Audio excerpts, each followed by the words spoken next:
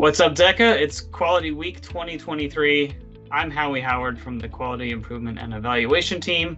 I'm joined by Mimi Castro, Mental Health Program Specialist from the Prevention team in Oklahoma. Welcome, Mimi. Hey, thank you, Howie.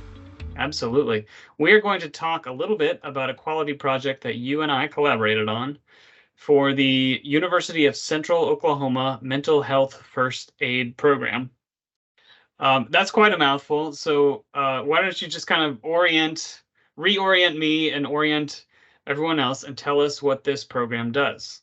Absolutely. So at the University of Central Oklahoma, aka UCO campus, we are doing a mental health awareness training grant through SAMHSA, where we work to improve multiple facets of mental well-being on the UCO campus. This includes mental health conditions such as experiencing suicidal ideations, anxiety, depression, stress, time management, and then also encouraging the student body to engage in some active self-care. Outstanding. So I'm going to ask you now to rewind your memory back to, I don't know, February, March, or somewhere in that range. And just what do you remember about reaching out to the QI team? And I don't even remember if you arrived at my digital doorstep first or if it came through someone else. But what do you remember about that reach out process? Absolutely. So, my colleague Monica Townsend in our substance use prevention side here in Oklahoma had a beautiful pivot table made by the QI team. So, when I was running into some difficulties with reporting out of the sort of wonky system that mental health first aid operates in, Monica highly recommended that I speak to our QI team to maybe develop an easier process, which is ultimately what we got. What was the starting point? What was the reporting process like before the collaboration?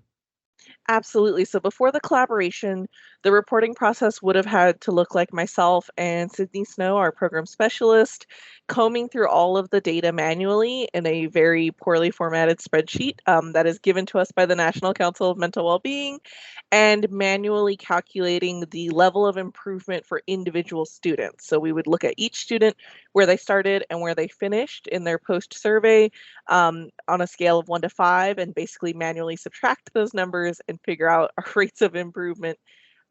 So obviously a very time consuming task, especially with our grant goals in the future looking to be over 100, 150 individuals trained.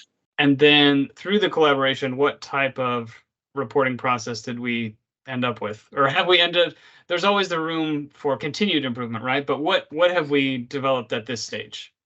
Absolutely. So what we have right now, which works wonderfully for us, always room for improvement, but I love where we're at currently.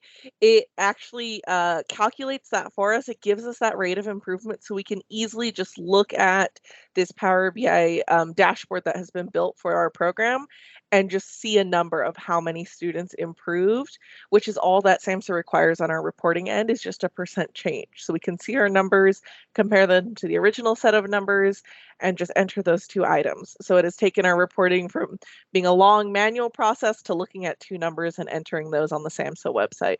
Awesome. And that's more time you can spend doing program things, right? Because you didn't get into this to calculate individual score changes on spreadsheets.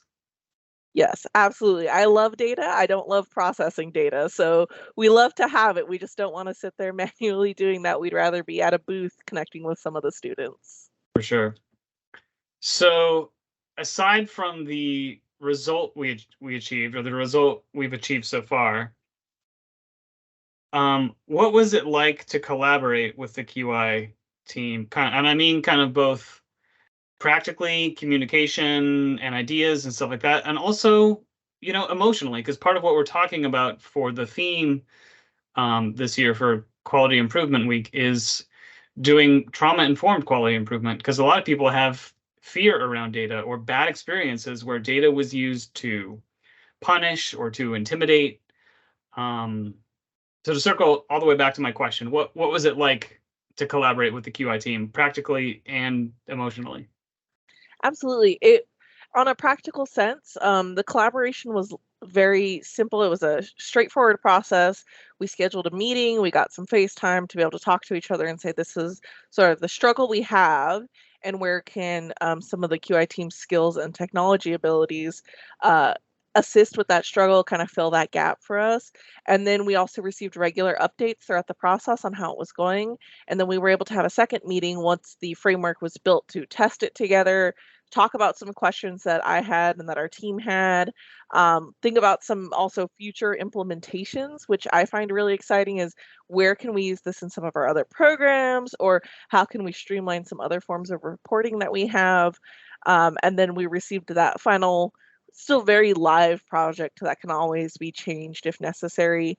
As far as how it felt to do the collaboration, I feel like our team was really well informed. And for me, that's what helps. I like to know the why behind we're doing certain processes, like why am I putting this document in this location? So that really helped me feel comfortable and secure that what we're doing is following a process. I have some guardrails. I'm not just out there in the world on my own trying to figure this out. And I will say it was just really lovely to have prompt replies from the team, definitely an openness to what we needed and willing to adjust things if they didn't necessarily hit the mark the first time, being able to make those adjustments, and the transparency of this is how it's going, this is where there's some roadblocks, or this might be difficult to do, so it might take some more time. That level of communication is just very comforting, especially if you're very new to the data game, right? If you haven't done a lot of reporting, a lot of data, it can feel extremely overwhelming. So having that level of comfort of, even if we don't have a solution right now, we're going to build a solution, we're going to workshop it, was really nice for our team. And that goes, I'm going to go off my script a little here, but that goes back to one of the KLC competencies for the deck of folks who've been through the any of the KLC training about building a trustworthy process, right? So we try very hard on the QI team to create a trustworthy process and have that prompt, responsive, open back and forth, and go to whatever level of depth you as the program staff and the collaborators want to go to. And trying to have that be part of the open conversation, because that can easily overwhelm if I go deeper than you want to go, right? Like if I go all the way into the nooks and crannies of Power BI and you weren't expecting that, a general you, that can be overwhelming. So talking about, do you want to see the next step? Do you want to see the next step? And things like that. Thank you, Mimi. This has been great. I have one last question for you, which is just a very open-ended, what should other staff who might not have collaborated with QI before, what should other staff know about collaborating with QI for the first time? I think, especially in all of our different programs, we do tend to sort of get into these mindsets of things just have to be done this way that they've always been done. And what I really got out of collaborating with QI is that is not necessarily the case. Maybe, yes, that long, arduous process you have is there for a reason and there's not a better alternative, but maybe there is. Maybe there's an option that can be worked with and sort of molded and sculpted to be more convenient for you, so we can really focus on the improving lives side of things. The reporting is how we get the money, so very important. I completely understand, but it's never fun to spend a ton of time on the data and reporting when you want to be out there seeing your community and serving your community. So I just highly encourage any other DECA staff who might be hung up on a process with some reporting or some data, or they feel like it just takes too long, to reach out to the QI team and see if they can really get that efficiency built in so we can spend more time doing what we do best. Couldn't put it any better. Thanks so much, Mimi. Awesome, glad. Okay, perfect. Have a good QI week, everyone. Thank you.